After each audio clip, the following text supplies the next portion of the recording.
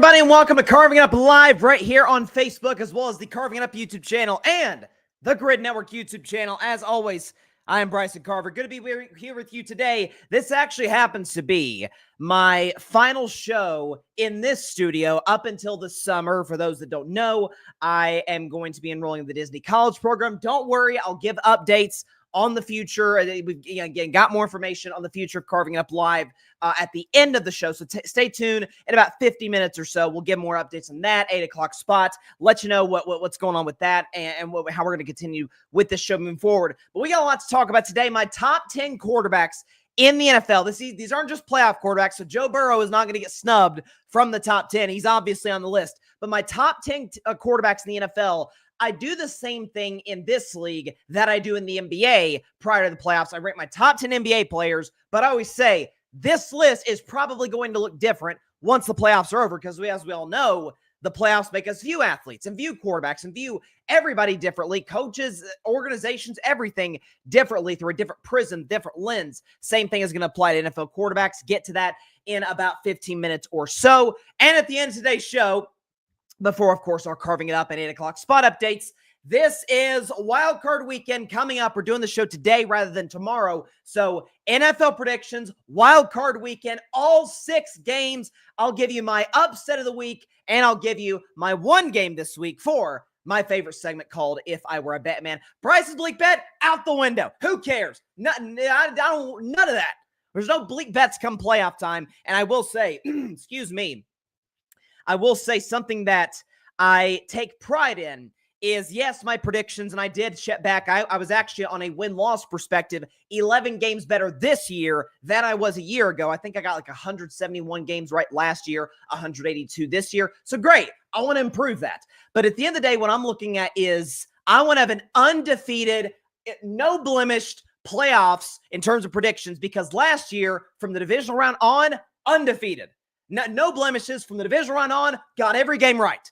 I want to do that obviously this year, but I want to add 6 games to that. Okay, I want a perfect 13-0 playoffs for me. So looking forward to that. My man Patrick Brown's in the comments. Happy Thursday, everyone. Hope all is safe and well. And that's a good comment because, man, my thoughts and prayers continue to go out to everybody in Southern California dealing with the fires. It's hard to even comprehend what I'm seeing on my phone, on the news, and what's going on out there. So I can't even imagine what it's like to live it. So thoughts and prayers to everybody out there in Southern California, and let's all everywhere around the country, if we're able, extend a helping hand and do what we can to help these people get back on their feet, because it's going to take a long time to, for some of these communities. So let's help them where we can. No question about that.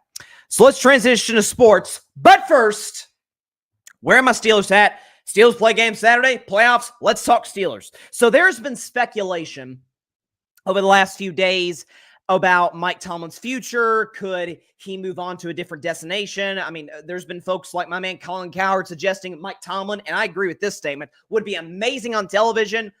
I don't know. We'll see what happens in that regard. But Adam Schefter, a guy who's in the know as much as anybody, was talking on ESPN radio.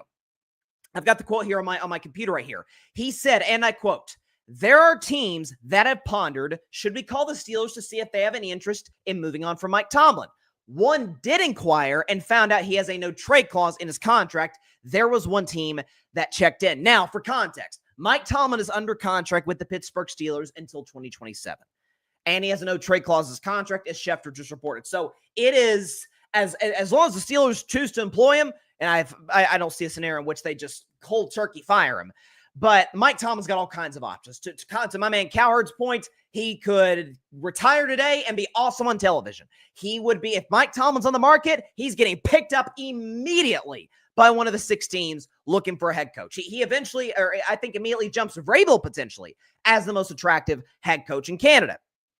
But this has, last year when the Steelers offense I thought was just utterly anemic. And it has looked great in the last 4 games, but there's been stretches where the Steelers have been a top 10 offense in the NFL. They've explosive plays, run the football well. There's been stretches of that. There were none of that last year. Way worse offensive coordinator, far worse quarterback play. Okay, the defense was keeping them in games. Honestly, the Steelers' defense was better on a consistent basis last year than this year. And my thing always was, okay, I love Mike Tomlin. No losing seasons. That's great and all. But are you going to eventually upgrade at the quarterback position? And the second one is really on Mike. Could you please, for the love of God, get a good OC? I know Steelers fans are low as whiz right now on Arthur Smith. I think Arthur Smith's a good OC. I do. I think this is more a personnel problem in Pittsburgh. They got to upgrade the O-line. We know the limitations of Russell Wilson, and George Pickens is a head case. That's not Arthur Smith's fault. I think his play calling's been fine. So I give Tomlin credit there. My thing was, if neither of those things happen and 2024 was 9-8, playoffs, maybe no playoffs, I'm like, okay, I think at this point you have to change directions because the trajectory simply was not good. I'm at a place now with the Steelers and Mike Tomlin. If he comes back, got no problem with it. And if they part ways, got no problem with that either. I'd have no problem if Mike Tomlin comes back because, hey, guarantees us a no-losing season. That's kind of his brand at this point.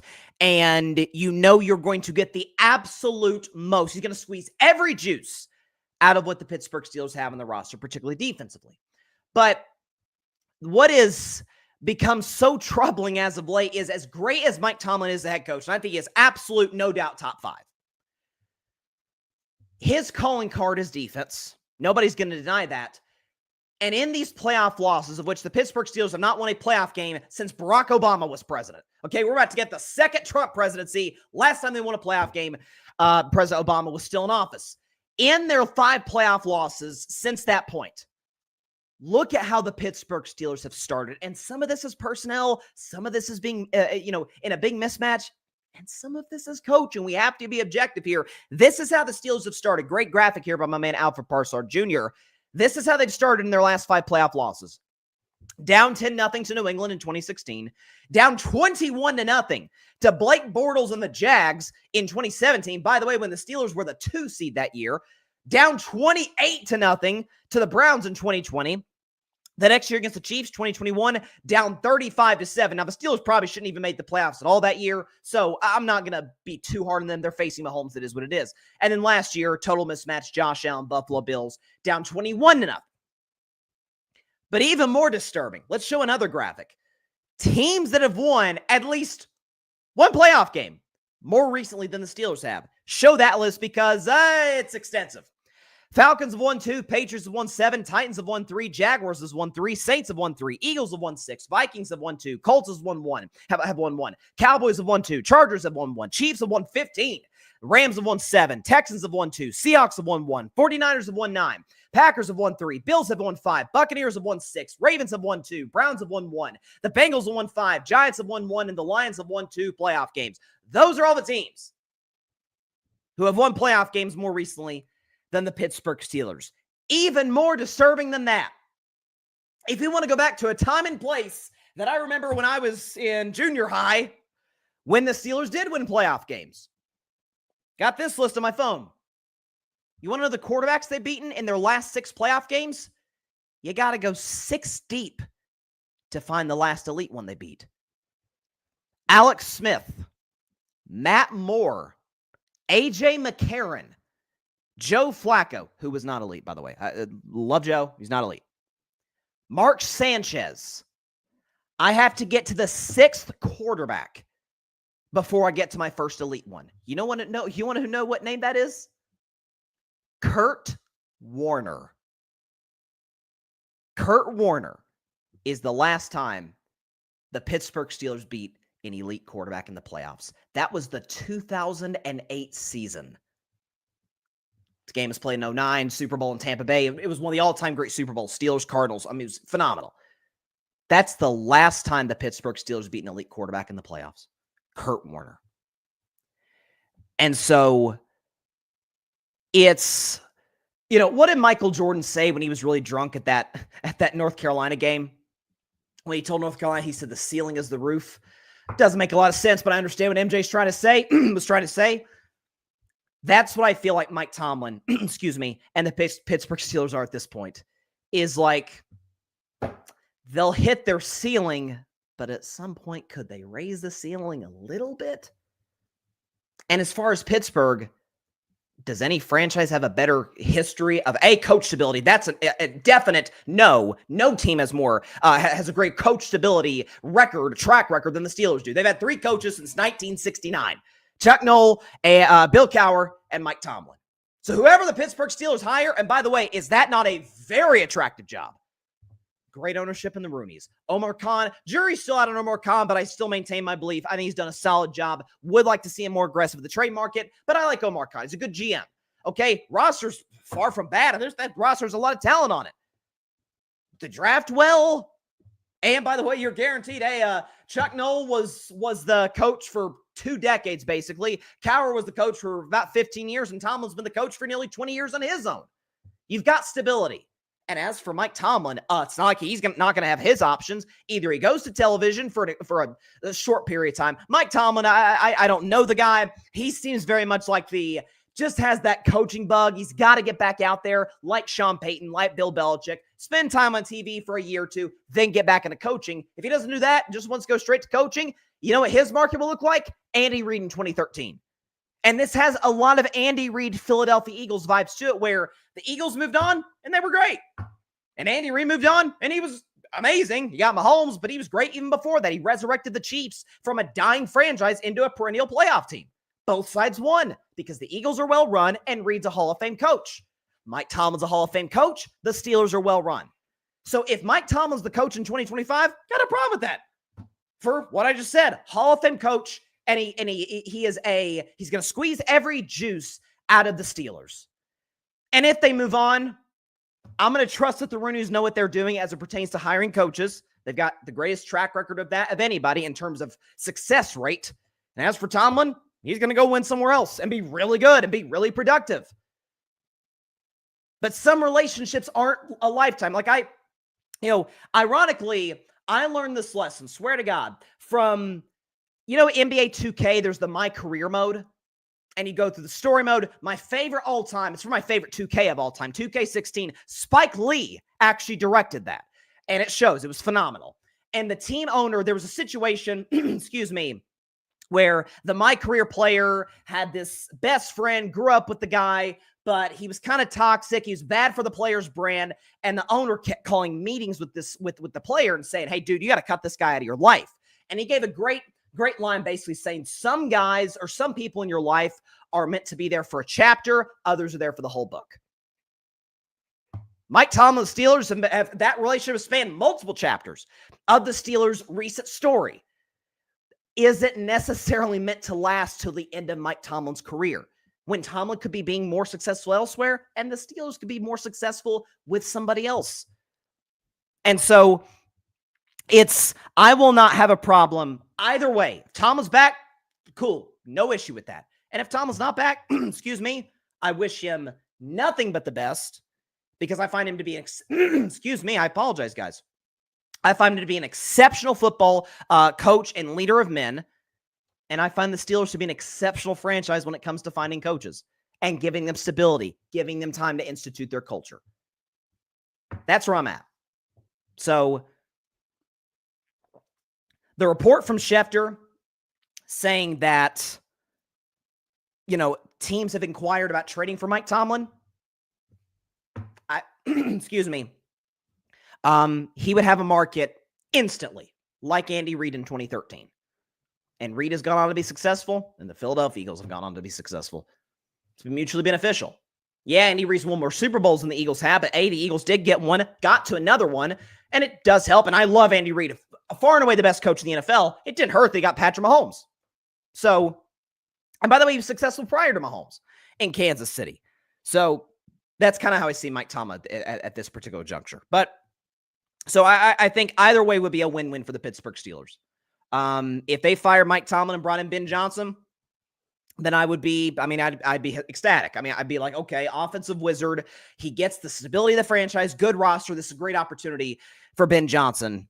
I would have no problem with that whatsoever. All right, transitioning now to our second of 3 topics. So we'll take a break after this next topic, get to NFL picks. But I do this in the NBA every year prior to the NBA playoffs, right? My top 10 players in the league.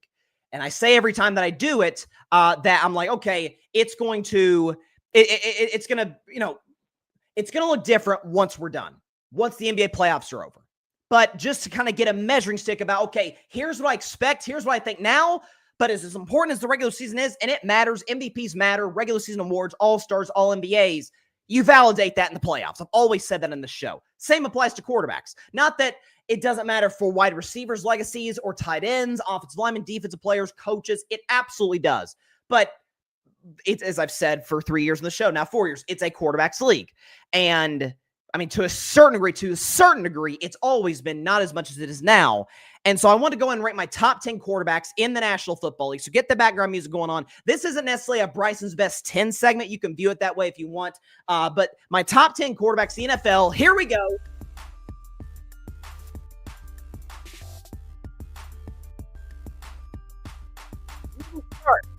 At number 10, the 10th best quarterback in the National Football League is Jayden Daniels. Jayden Daniels, excuse me, folks, is the 10th best quarterback in the National Football League, and here is why. So, when you consider what this kid has done, broken the all-time single-season rookie quarterback rushing record. He's had over 800 yards rushing. He's thrown 25 touchdown passes. 5 touchdowns that he's thrown have come in the final 30 seconds of regulation, which is the most in NFL history in a single season. So you talk about his clutch gene, the mobility, the fact that Washington was a really good situation, I thought, for Jayden Daniels, because I love the new ownership. I think Dan Quinn is a proven head coach, Kingsbury a proven offensive play caller, and the roster was, at least offensively, I thought was pretty good. Terry McLaurin being chief among them. But you plug this kid in, and Washington goes from the second pick in the draft to, oh my goodness, they just won 12 games, 12-5. I thought Washington would be much better than last year. Ask the most optimistic of Commanders fans. They could not have seen this. So, listen, sometimes we get a little too ahead of ourselves elevating a guy after 1 year. See C.J. Stroud last year. We've done it with guys in the past. I'm not elevating Jayden into that, like, top 6, 7 elite tier quite yet, because he is 1 year in. But you see the upside, you see the talent, the leadership qualities this kid brings to the table. You know, they said he was like the poor man's Lamar Jackson. He's not Lamar, but could he be? Sure. What we see in year 1, he's got the capability. Jayden Daniels is the 10th best quarterback in the National Football League. At number 9, it is Baker Mayfield. Baker Mayfield is the 9th best quarterback in the National Football League, and here is why. So, quietly, Baker Mayfield just had easily the best season of his career. He just threw for 4,500 yards and 41 touchdowns. Now, keep in mind, he did this in a large span of time with no Mike Evans, who eventually came back but missed some time due to a hamstring, and without Chris Godwin for the entire second half of the season. Tampa Bay's 4-6. They look like they could potentially be dead in the water. Atlanta's playing well. They eventually run Atlanta down, win the NFC South for the 4th consecutive season, and Baker deserves a lot of credit because this was an inconsistent defense. This was a running game that we had questions about. Bucky Irving has brought a whole new dynamic to Tampa Bay, but Baker's ability, ever since he got out of the dumpster fire that was Cleveland and Carolina, the ability to elevate guys to still get the most out of Mike Evans, to spread the football around elsewhere. He's accurate. Baker, I never thought of him, even coming out of Oklahoma, as a guy that moves that well. He has gotten better and better and better moving in and out of the pocket. Accuracy, that's always been the case. And so getting a really smart offensive coordinator in Tampa Bay, Todd Bowles, good head coach.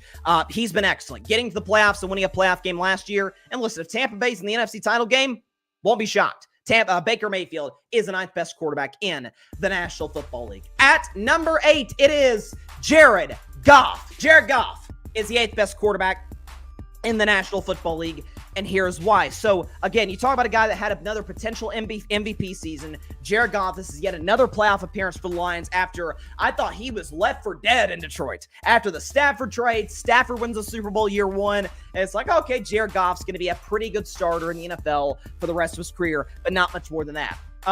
9 wins in year 2 after a 3-win year 1, 12 wins last year, NFC title game, and now this year 15 wins. And Jared Goff, 4,600 yards passing, 37 touchdowns. Efficient. By the way, I've always said the book is out in Jared Goff. Get pressure, and it's no bueno. Which no quarterback's going to be that good under pressure. There was a point in time late this season, Jared Goff was the NFL passer rating leader under pressure. So he's improved that aspect of his game. He's always been an accurate throw over the football. Decision-making can be a little hit or miss. I do worry about that, potentially hurting Detroit with their defense in the playoffs. But Jared Goff is just, listen, we could talk about the fact that he's had McVay and now he's got Ben Johnson, and Lord knows that those help. But Jared's got to make the throws, and he can make the throws. Arm strength is better than he gets credit for. Jared Goff is the 8th best quarterback in the National Football League. This is one of 2 quarterbacks on this list to not be in the playoffs. At number 7, it is my man, Rain Dakota Prescott. Dak Prescott is the 7th best quarterback in the National Football League. So yes, a down 2024 in the snaps that he did get. Passer rating in the 80s. Dak didn't play that well. We could talk about how bad the talent was on Dallas, and I thought it was atrocious. I thought McCarthy actually did a pretty good job at the end of the year, given what Jerry Jones gave him. But Dak didn't play that well still. But in Dak's last fully healthy season, he led the NFL in touchdowns. He had 36 touchdown passes, was 2nd in passer rating, top 3 in virtually everything: completion percentage, QBR, passer rating, touchdowns, efficiency, touchdown interception ratio. The guy was rock solid. We can talk about his playoff resume all we want, and that's fine. Understand what he is elevating in Dallas, which is CeeDee Lamb is awesome. And then Brandon Cooks, is this like his 11th? And I love Brandon Cooks, but come on, there's a reason he's been all over the league the way he has been. Jalen Tolbert, Jake Ferguson, it's not a whole lot of talent in Dallas, certainly relative to some of the talent that these other quarterbacks have on the roster. Daxon's having McCarthy is top 5 in virtually everything in terms of completion percentage, passer rating, touchdown passes. He's been one of the best quarterbacks easily in the NFL in the full seasons that he's had with Mike McCarthy. And we all like McCarthy, but we don't view him as Andy Reid. Dak Prescott is the 7th best quarterback in the National Football League. At number 6, it's a Super Bowl champion. It is Matthew Stafford. Matthew Stafford is the 6th best quarterback in the National Football League, and here's why. So you look at Stafford's stats this year, and especially with the way the Rams finished the year offensively, you're like, okay, he had 3,700 yards, 20 touchdown passes. He threw 8 picks, which isn't great when you only threw 20 touchdowns. Here's what I'd say, though, with Stafford. It's a little bit of a poor man's Mahomes at this stage, which is not a shot at Stafford because he is getting up there in age, but excellent in the red zone, or at least excellent situationally, as clutch a quarterback. This is prior to LA, by the way. One of the most clutch quarterbacks in the NFL over the course of his career, going back to Detroit. He's money late. He comes up big when he has to. And again, you talk about a Rams team that I understand is not a sexy pick to come out of the NFC. They're not my pick to come out of the NFC. Detroit is. But is Matthew Stafford and Sean McVay, by the way, a tandem I want to see in the playoffs? Heck no. And when you consider the playoff run that he was able to put together against opponents like the Cardinals, who were an 11-win team in 2021, like the Tom Brady Buccaneers, like the San Francisco 49ers, who were loaded, and red-hot Joe Burrow and the red-hot Bengals in the Super Bowl, what he was able to do in the fourth quarter of those games. One of the best fourth-quarter quarterbacks in football, can make all the throws of the book still. When Matthew Stafford's got it rolling, it is something to behold. He is the 6th best quarterback in the National Football League. As we move into the top 5, same city. It feels like the Chargers and Rams are always right there next to each other. At number 5, it is Justin Herbert. Justin Herbert is the 5th best quarterback in the National Football League, and here is why. So this is a prime example of this ranking may change positively or negatively once the playoffs are over. We're 4 years in, now 5 years in with Herbert as he's about to play in his 2nd career playoff game. Never won a playoff game in his career. So by the way, I've been a Justin Herbert guy since Oregon. I think his arm strength is off the charts. I think he moves really well. The accuracy, all of it. Leadership qualities, there's not much size. There's really not much I don't like about Justin Herbert. It's why I actually thought he'd be the best QB in that 2020 class. Close enough. He was the 2nd best to Joe Burrow. But with all the bad coaching in LA, he's always been productive. But 5 years in, I do need to see that start to materialize into at least one postseason win when you have the best defensive football this year with Jim Harbaugh, who I think is one of the 3 best football coaches alive right now. So there's pressure on Herbert, but I think his ability to elevate what isn't a great receiving core with the Chargers shows you his efficiency, shows you the leadership qualities. I think he's rock solid from a pure arm strength perspective. We talk about the best arms, Mahomes and Josh Allen, and we talk about Matt Stafford. We don't give Justin Herbert enough credit for how strong of an arm he has. He's just not really a gunslinging type. He's more of an efficient, pick-you-apart type of quarterback. I think he's going to show you that in the playoffs. Justin Herbert, listen, if you lose, you're going to fall on this list. I love you, my man, but you got to win a playoff game 5 years in. But Justin Herbert is the 5th best quarterback in the National Football League. Now we move to the top 4 where there's some debate. because you've got some MVP winners, you've got some guys that have gone to the Super Bowl, raw talent, and then the king. Let's be honest, we all know who that is. So, at number 4, the 4th best quarterback in the NFL is Lamar Jackson. Lamar Jackson is the 4th best quarterback in the National Football League, and here's why. So, Lamar is one of the most unique players we've ever seen. We used to think, oh, Michael Vick is the best running quarterback. And some people thought it was Cam Newton. Lamar's way better than both. And I love Vick. Cam was amazing. Lamar is just on a different level. Because as a passer, far better than both of those guys. 41 touchdown passes this year, only 4 picks. Only 3 of those picks were really his fault. Only bad pick he threw was against my Steelers a few weeks back. First in the NFL in QBR. Passer rating was off the charts this year. Lamar Jackson had a passer rating of 119.6. So he was efficient. He was deadly accurate. Great in the red zone. Is one of the most difficult players in football to game plan for. 2-time MVP, maybe a 3-time MVP. I think it's going to end up being Josh Allen, but could very well win that award. But what you do in the playoffs matter. And when you are transformative in the regular season and then the playoffs, we can point to like one great game you've had, and that was against the Texans last year. And the other 6, that he had a pretty good game against Tennessee when he won his first playoff game in 2020, and the other 4 are just bad. He's just terrible in all 4 of those games, including the most recent one against the Chiefs. And so that does have to factor in the equation when the 3 guys above him, and y'all know who they are, have all had signature, big time, coming up clutch playoff moments. Lamar's never done that before. I get on Justin Herbert for having won a playoff game in 5 years. We're 7 years in with Lamar Jackson. I need that signature playoff moment from a guy who's won 2 regular season MVPs. Having Derrick Henry doesn't hurt.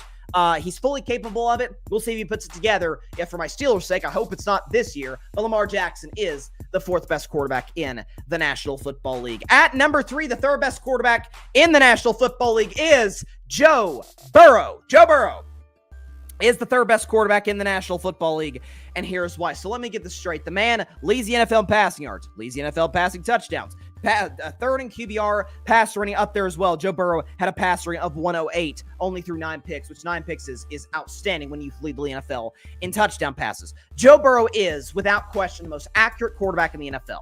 The guy is a 70% guy. It seems like every single season. Again, clutch gene. He's got it. We saw it against Denver. We didn't really see it against the Steelers. I'm glad we didn't, even though we didn't win that game. Point is, Joe Burrow's entire resume, and it's a little bit of a knock on him that the Bengals didn't make the playoffs, because there were moments where he had a chance to elevate above the defense, which we expect from quarterbacks of his ilk. With that said, he's still awesome. But Joe Burrow's entire resume is leading teams that aren't horribly talented into buildings where they really shouldn't win, and they do. Obviously, we all remember when they beat the Chiefs a few years ago in the AFC title game. He's got a road win against Josh Allen on his resume.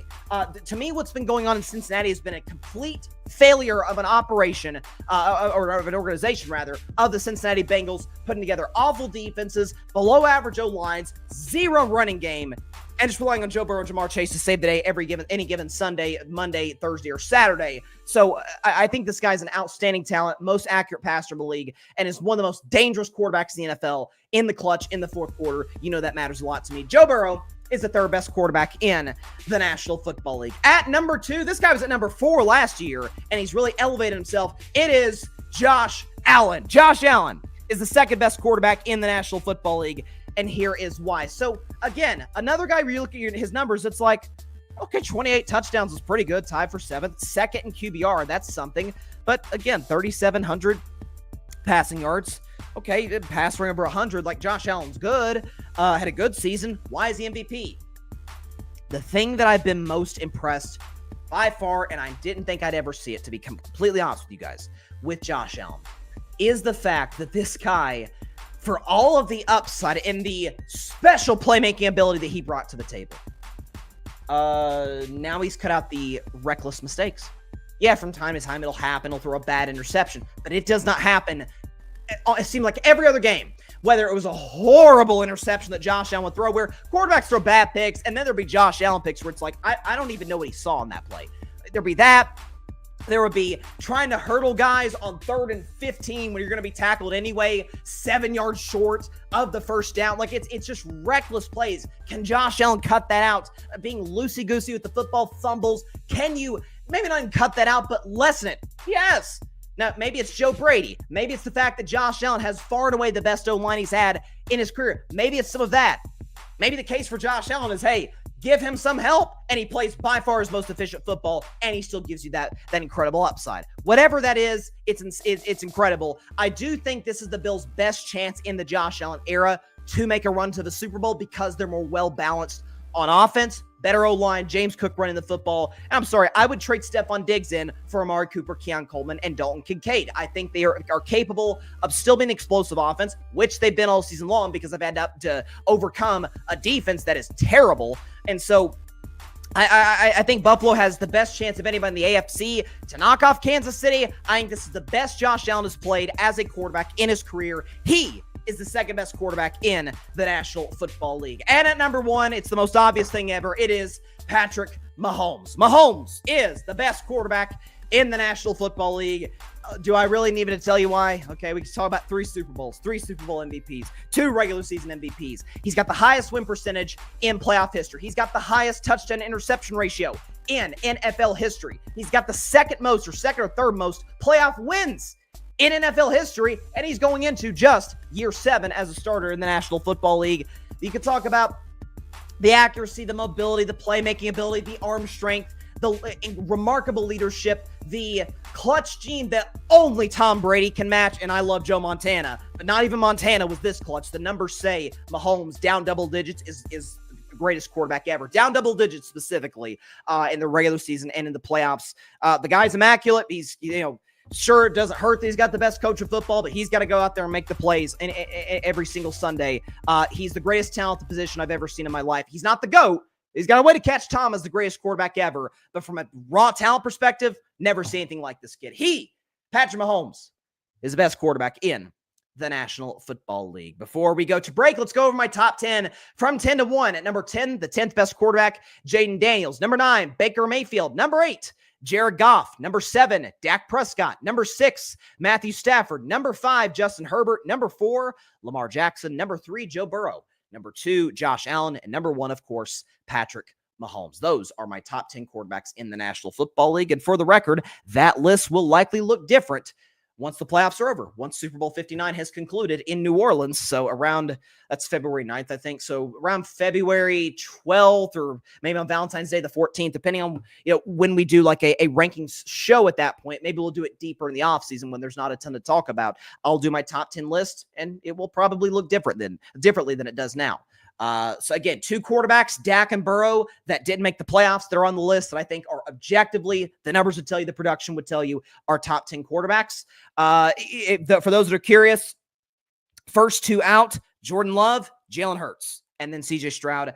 I want so hard to believe in Trevor Lawrence, but I think he can be special in, if he got a little bit of support, that'd be nice. But the games have been played, and Trevor just doesn't play like a top 10 quarterback. There you go. Got a couple of comments here. John Rivera, big-time Notre Dame fan. He says, let's go Irish. Big game tonight. I've got Notre Dame winning this one by a field goal. Close win over Penn State, but that's going to be a fun one tonight in the Orange Bowl. Paranormal in the Funhouse says, here we go. New sub here. Looks like it's a Steelers fan because there's a black heart and a gold heart, so I appreciate that. Paranormal in the Funhouse. Subscribe to the show live. So that's great. I appreciate that greatly, subscribing to the Carving It Up YouTube channel. Also, while you're on that, please go subscribe to the Grid Network YouTube channel if you could, or if you subscribe to the Grid, if you could subscribe to my show, just get a double sub in there and give the guys that I'm a part of at the Grid Network a lot of love, because they do a fantastic job. We'll be back in just a minute with my playoff predictions on Carving Up Live. Can't wait for that. Stay tuned, because we got a lot to get into with NFL playoff predictions in just 1 minute. Stay tuned.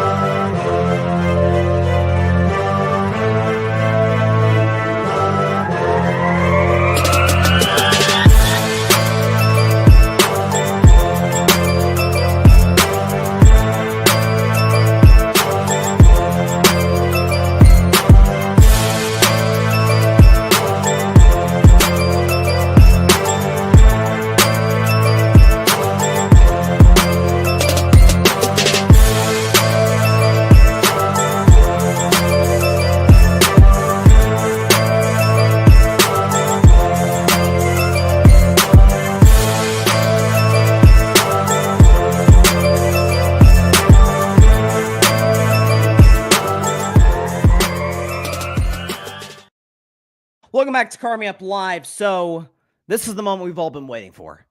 It's an opportunity to put 14 teams out on the field over the course of 5 weeks. We got 4 rounds: wild card, divisional round, conference championship games, and then 2 weeks after that, Super Bowl 59 in New Orleans, where the best team in the league will win the Super Bowl. So we start with this round. It's been called Super Wild Card Weekend the last few years, but that was just because of the additional playoff spots in both conferences, it being a 14-team bracket as opposed to a 12-team one. I'm just going back to the old Wild Card Weekend. Wild Card predictions, NFL playoff time. Listen, for context quickly before we get started, the last year I went 7-0 from the divisional round on. I got every single playoff game result correctly. Not the lines necessarily, but as far as just the game, straight up, who wins, who loses, got all 7 correct. The goal, I've never accomplished this because I've gone 7-0 from the divisional round on in 2020 and in 2023. Certainly I want to do that. I want to go 13-0. I want to swing for the fences and get all 13 playoff games correct. So let's get the background music going on. Here we go. Playoff predictions, baby. Let's go. All right, here we go. We will start on Saturday afternoon, okay? We've got the Los Angeles Chargers going to Houston to take on the AFC South champion Houston Texans. The Chargers on the road are 3-point favorites. So here's what I'm looking at in this matchup. Houston, for as putrid as they've been offensively in the last few games, and really the entire second half of the season with the injuries to Stephon Diggs, to Tank Dell, I think even more importantly than those guys going out is the fact that this offensive line in Houston has given up 52 sacks on C.J. Stroud relative to 38 a season ago. So that's a problem. And C.J. himself has regressed due to the missing his targets and the offensive line, but his accuracy has dipped. He hasn't looked as comfortable as he did a year ago. Again, some of that is the O-line struggles. The good news is for Houston is the fact that you got 2 pass rushers with I believe with double-digit sacks. Stingley Jr. is a phenomenal corner, does not get enough love. So D'Amico Ryans is a defensive coach. The defense is phenomenal with the Houston Texans. D'Amico is doing his thing. Bobby Sloak is kind of like the hot shot new coordinator this year. Maybe he gets a head coaching job, maybe he doesn't. My guess is he's in Houston for another year beyond this season. For the Chargers, who are the road favorites in this game, by the way, they come into this game red hot offensively in their last few matchups. You look at what the Chargers have done to close the regular season. 34 on a great Broncos defense, 40 on New England. I get it's New England, but still on the road, 1 p.m. kickoff for a West Coast team. That's impressive. And then 34 points on the Las Vegas Raiders to close the regular season and get the 5 seed. Justin Herbert is playing his best ball at the end of the year. The Chargers statistically have the best defense in the NFL.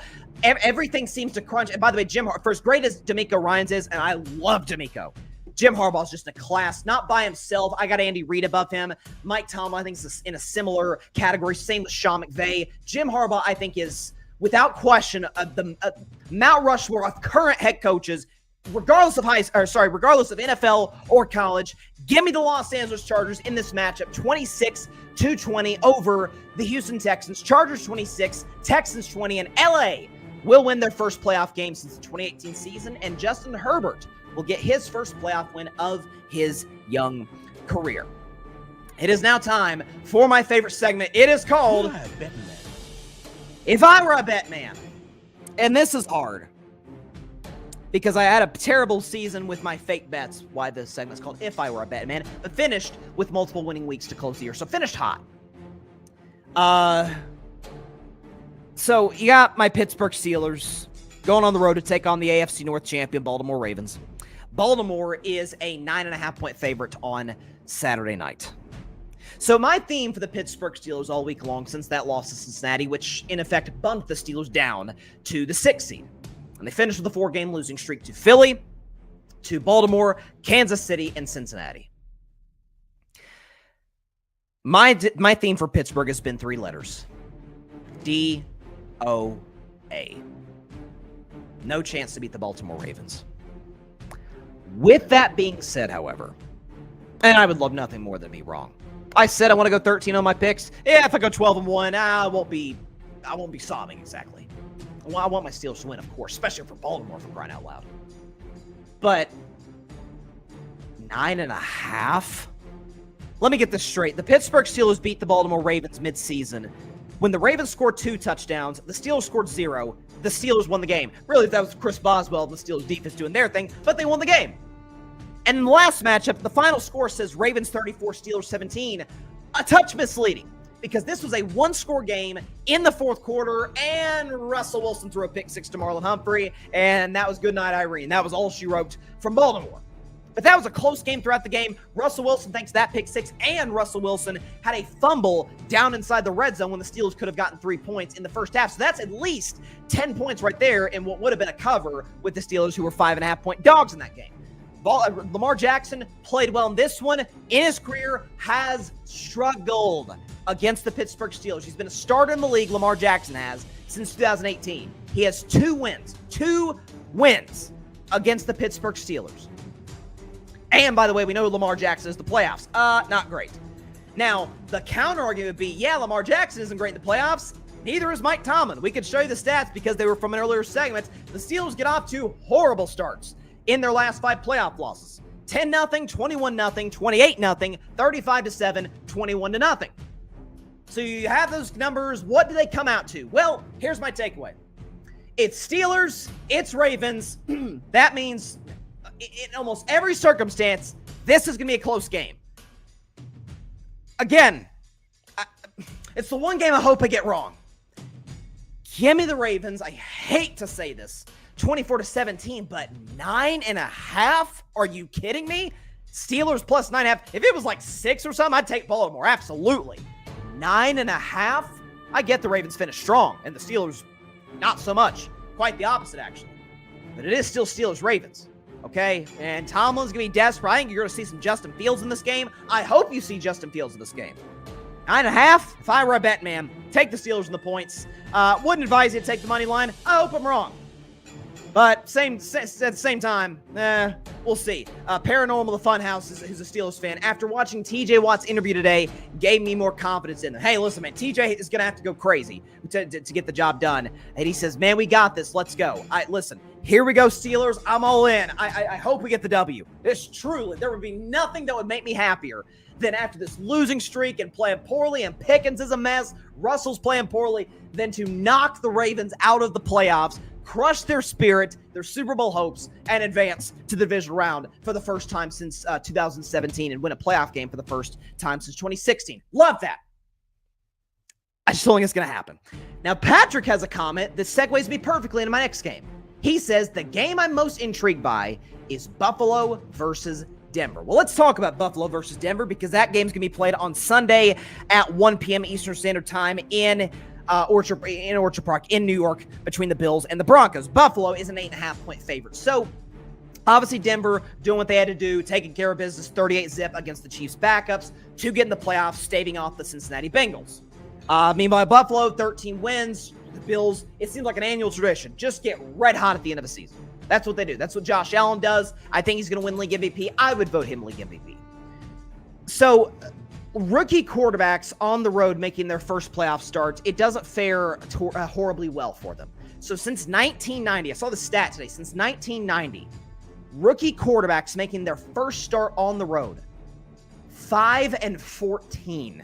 That number's not bode well for Bo Nix and the Denver Broncos. Now, for Denver, you say, well, yes, true, but our defense has been productive. Very well might have the defensive player of the year in Pat Surtain. It's going to be Pat Surtain or TJ Watt in all likelihood, but Surtain would be a worthy winner. Surtain's far and away the best corner in football. Okay, so you have that component. You also the fact Sean Payton been there, done that playoff experience. At the same time, this is the blowback for Buffalo if they lost this game, I think is comparable to what happened when the Cowboys got annihilated by Green Bay last year. Now that the Bills, if they lose, they're not getting beaten, was 48-32. That's not going to happen. At the same time, McDermott is probably gone. We are crushing Josh Allen. You're like, dude, you're league MVP, you're so-called league MVP, and here's maybe Lamar's advancing, Joe Burrow had a better statistical season, and everybody, any reasonable person knows Patrick Mahomes is the better quarterback. And now you're out here getting knocked out in the divisional round 3 years in a row, and then in the wild card round the year after that, that's not great for Josh Allen. I just think the pressure to win this game would be, is there. I don't think the Bills are fazed by it. Give me Buffalo in this game minus the 8.5. Again, rookie quarterbacks on the road making their first playoff start. It just doesn't bode well for them at all. Give me the Bills 31-20 over the Denver Broncos minus 8.5. They get the W over Denver. I would be flabbergasted if the Broncos won that game. In respect to Denver, bright future. I like Bo Nix with Sean Payton, but that's a whole different monster going into Buffalo in a playoff game in the wild card round. Josh and the Bills tend to win those games convincingly. Interesting game here. Green Bay Packers, Philadelphia Eagles from the city of brotherly love. Philly is a 4.5-point favorite. So this is a really weird line at 4.5. The reason I say that, it came out when the playoff matchups were set around 4:30 Eastern, at least this playoff matchup was set around 4:30 Eastern last Sunday when the Packers were locked in at the 7th seed going to Philly. It was 4.5, and I'm like, okay, that's because Vegas is like, Jalen Hurts, concussion, what's he going to look like? Jalen Hurts, full practice day. Yesterday, Jordan Mailata, excellent player for the team, said he had an amazing practice. The line has not changed. So obviously, the Vegas there, the bettors are saying, we kind of like Green Bay a little bit. And you understand why. Jordan Love in the playoffs last year against an NFC East opponent, a 2 seed, ran roughshod in the Dallas Cowboys. Problem is, Philadelphia has one of the 5 best defenses of football. Quinyon Mitchell, Cooper DeJean have done wonders for the secondary. And it's a guy who has changed this defense completely, Vic Fangio, who's done a remarkable job fixing what I thought was a broken defense from the end of last season. So, and by the way, Jalen Carter up front, they're outstanding. Philadelphia is probably the best team in the NFL. Has the best line play in the NFL. I've said this for a few years now. Defensive line, offensive line, probably the best combo in football that the Philadelphia Eagles have. Saquon Barkley, there's a little bit of chip on shoulder like, hey, they wouldn't let me break the rushing record. I got fresh legs. I'm going to run roughshod on the Green Bay Packers. The thing that helps Green Bay, is Green Bay objectively has the better coach, Matt LaFleur. With what Matt LaFleur has done, getting the most out of an old Aaron Rodgers, getting the most out of Jordan Love to start his career. I went to a game in week 3. It was a long time ago, it feels like. But in Nashville, Tennessee, Packers, Titans. My sister's a big Packers fan, so we went to see them play the Titans. Malik Willis was the starter in that game for Green Bay, not Jordan Love. And Malik Willis, who his old team, the Titans, would not let throw the football, is just out here slinging it all over the yard. I'm thinking, Matt LaFleur's a wizard. How is he pulling this off? Nothing against Malik, but what LaFleur was doing with that. But here's the problem for Green Bay. They finished the season on a 2-game losing streak. They finished 1-5 in the NFC North. That one win came on a blocked field goal at Chicago, who then proceeded to beat them on a walk-off field goal at Lambeau. So they kind of got revenge in that regard. They're 2-5 against playoff teams. The vibes don't match up for Green Bay. They come to the season beat up, not playing their best ball. Maybe Josh Jacobs can play clock. I would see this being a short football game, just in terms of the length. This could be like a 2-hour, 50-minute game because the Eagles are going to rely on Saquon, the Packers are going to rely on Josh Jacobs. This would be similar to Buffalo, catastrophic if the Eagles have one of the best rosters, Saquon, great defense, and blow this. So give me Philadelphia with Jalen Hurts back, 30-23. Close game, 1-score game. Philly covers. But this is, if the Packers have finished this year playing their best football, I might feel differently. It might be my upset of the week. But Philly's got their guys rested. Lane Johnson, the defense has been great. They're at home. By the way, they beat Green Bay on the slip and slide field in Brazil. I just can't see the Packers win this game. I can't. Not how they finished the season and not how beat up they are. So give me the Philadelphia Eagles by a final score of 30-23. Sunday Night Football, what a dandy this is. The Washington Commanders, the Tampa Bay Buccaneers from Florida. The Bucs in this game are a 3-point favorite, which feels like a fair line. So both defenses have been iffy this year. Tampa Bay has actually played better in the last 7 games, but they've only played one playoff team in those last 7. It was the Chargers, who they played exceptionally against, but still haven't played quite the best competition as of late. For Washington, on the other hand, their defense has been far worse. They give up 60% touchdowns in the red zone. 28th are the Washington Commanders in stopping the run, and 29th in interceptions. So this defense all season long has gotten cooked. I mean, Jaden Daniels being a rookie of the year, he can attribute some of that to his defense has been so bad, and Jaden Daniels has had to elevate his game, elevate the Washington Commanders offense to be able to win a lot of shootouts. Baker Mayfield's had a lot to do the same in Tampa Bay. Baker, who once again, as I said earlier in my top 10 QB list, has had the best season of his career. 4,500 yards and 40-plus touchdowns. There's been like 10 quarterbacks, I think, ever that have put together a season like that. I could be wrong, but I think it's 10 to 12 guys who've ever done that. Baker now joins that list. And so, listen, Tampa's a 4-time straight division champion in the NFC South. They've been there. They've done that. I just don't, with Bucky Irving, who's been the most underrated rookie in the NFL this season. If y'all know who Bucky Irving is, y'all about to learn who Bucky Irving is against a horrible Washington rush defense. I think it's going to be kind of like a grinded out game plan from Tampa Bay. Work Baker out of the play action. Mike Evans will be open a lot of the night. Give me the Tampa Bay Buccaneers in the spot, 31-27. Close, barely cover, but I like Tampa in this game, 31-27 over the Washington Commanders, who had an exceptional season given what the expectations were and are going to be a problem for years to come. But give me the more experienced quarterback who's won playoff games. Give me the more experienced coach, or actually similar experienced coach at the very least. Dan Quinn has a little bit more playoff experience, but I still trust Todd Bowles. The defense has been better as of late. I just think there are more matchups that Tampa Bay can exploit than the Washington can the other way around. Buccaneers advance to the divisional round for the second year in a row. It is now time for my upset of the week. And it's a little bitty upset, but it's an upset. Give me the Los Angeles Rams over the Minnesota Vikings, 24-21. Again, you see right there, Rams +1. It's a teensy-tiny little bitty bet for upset of the week. Nonetheless, it's an upset. So, first of all, from a serious perspective, excuse me, this game may not be played in SoFi.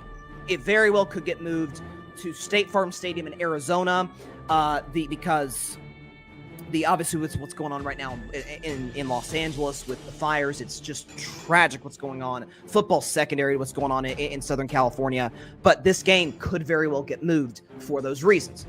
With that being said, though, it's not like the Los Angeles Rams were used to having this huge home field advantage. Not to mention, if the game were to potentially be moved to State Farm Stadium, they're used to, it's on the West Coast, so they're used to playing the Cardinals once a year. So that environment is very familiar to them. And so you have that for Minnesota. And this is what I worry about with them, is I think there's such a psychological fall from that game last week losing to Detroit. You've got a chance to get the 1 seed, win the North, home field advantage going through US Bank Stadium, one of the best home field advantages in football, and Sam Darnold had one of his worst games of the year, second worst game of the year to the one in Jacksonville. Kevin O'Connell did not have his best day at the office. The 4th down calls, he was trying to match Dan Campbell. Don't try and do that. Stick with your own guns. And the Vikings defense, Brian Flores is a great coordinator. Ben Johnson has his number. The numbers say it. Flores is great against pretty much everybody else, including like Kyle Shanahan, not Ben Johnson. The Lions offense did whatever they wanted, in particular Jahmyr Gibbs. This Rams offense has been awful in the last 3 games that the starters played, okay? 12 points to the 49ers, 19 points against the New York Jets, 13 points against the Arizona Cardinals before their last game in which they rested their starters. But they rested their starters. So Matt Stafford got a week off, older player. Cooper Kupp, older player with injuries. Kyron Williams is a running back. And Puka Nacua, young guy, but the rest could have hurt him. He got beat up this year. And so the 4 best players in this Rams offense, again, left tackle as well, talented guys, back in after a week off. McVay after a bye is one of the best in the NFL. And this Rams defense, this young Rams defense, I told you that they scored 12, 19, and 13. Yeah, they won those games because the defense was able to show up and show out in the end. So I trust this Rams defense. I trust Sean McVay. Again, nothing against Darnold. I think there's a lot of pressure on Sammy to play well. I'm pulling for Sam Darnold to play well in this game, and I think he'll play better than he did against Detroit. But I trust the championship medal and mentality, and the 1 week rest for the Rams offense, the elite Rams defense, the 2 pass rushers, and Byron Young, and the kid I'm forgetting his name. Oh my goodness, I'm forgetting the pass rusher's name. What is?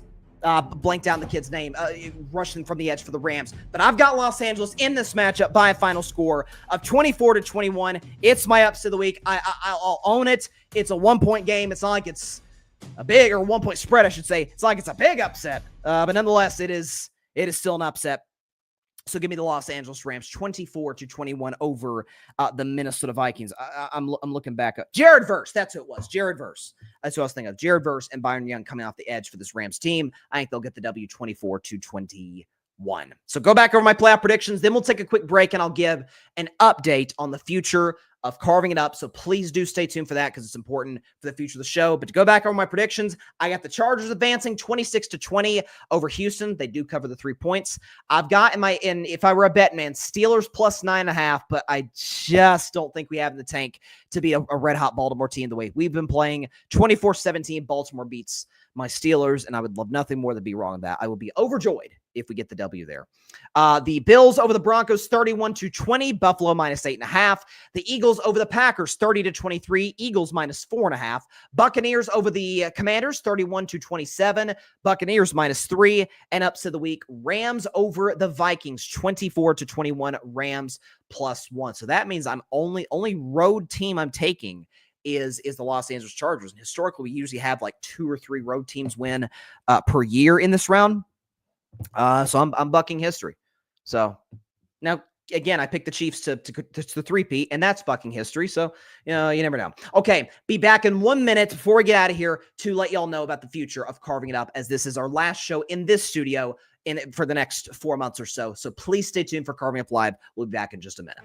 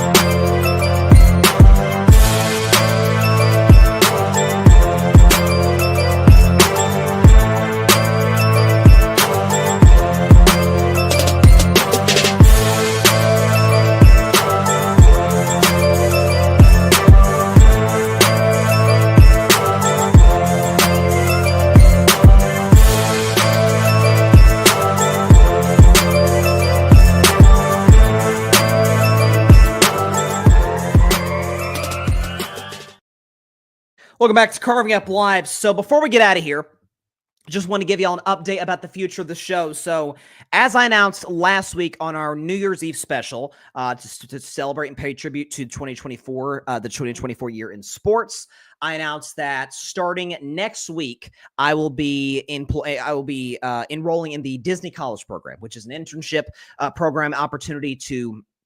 It looks good on my my resume. Opportunity to connect with people potentially in the future, potentially I say from ESPN, who obviously is associated with Disney. So it's a great opportunity for the future of what I'm pursuing in my career, which is to go into this very business of what I'm doing right now behind this mic. So obviously going to be gone for a little while over the course of this spring semester. So what does that mean for this show? What does that mean for the 8 o'clock spot? So quickly in the 8 o'clock spot, which by the way, here's the logo for the show. You can catch that every Tuesday night at 8 p.m. Eastern, at 5 p.m. Pacific time, live on the Grid Network's YouTube channel. My guy, my man graphics guy, and more importantly, my good friend, Alfred Parser Jr. will be the new host of that show while I'm gone. So be sure to check out him as well as our other amazing contestants on the 8 o'clock spot. Again, that is every Tuesday night at 8 p.m. Eastern, at 5 p.m. Pacific time, live on the Grid Network. It's the best sports game show in town. You'll want to stay tuned for that each and every Tuesday night, so definitely stay tuned for that. The 8 o'clock spot. Put the logo back up there one more time. That's what it looks like. You'll see that every Tuesday night, 8 p.m. Eastern. Alfred will be hosting, and I think Alfred is going to do a phenomenal job. You'll really like him. He's a great dude, and he's going to do a great job on the show. As for carving it up, this show has been on YouTube since January of 2021, so 4 years, which is shocking. Cannot believe it's been 4 years. And then the show's existed since October of 2019 rather. So starting when I begin the college program, we will certainly during the NFL playoffs. I'm not missing that for the world. Are you kidding me? Especially on this show. During the NFL playoffs, I will do literally everything in my power as long as I have the ability to do it, the time to do it, depending on what my schedule looks like, to do live shows during the NFL playoffs. And so the goal, what we're going to try and do is Monday, schedule's crammed.